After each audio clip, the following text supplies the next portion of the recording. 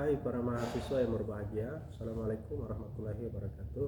Komponen terakhir pada struktur organisasi selain kompleksitas dan formalisasi adalah sentralisasi pada sebagian organisasi.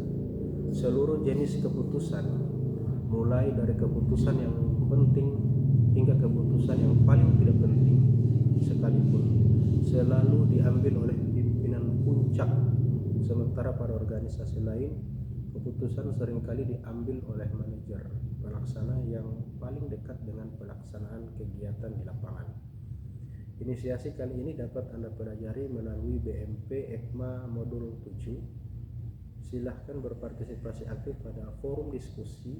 Ingat, dalam memberikan jawaban diskusi atau tugas, hindari plagiasi, percaya pada diri sendiri, dan junjung tinggi kejujuran.